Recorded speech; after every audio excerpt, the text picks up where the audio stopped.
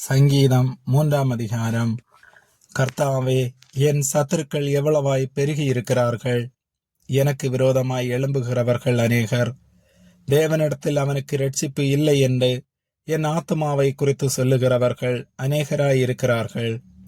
ஆனாலும் கர்த்தாவே, நீர் என்னை சூழ்ந்துள்ள கேடகமும் என் மகிமையும் என் தலையை உயர்த்துகிறவருமாயிருக்கிறீர்.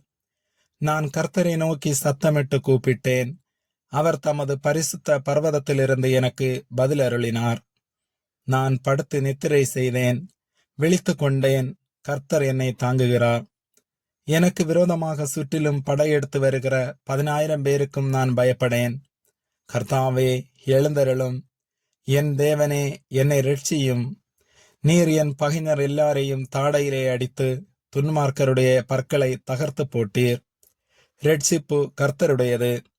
தேவரீருடைய ஆசீர்வாதம் உம்முடைய ஜனத்தின் மேல் இருப்பதாக. ஆமேன்.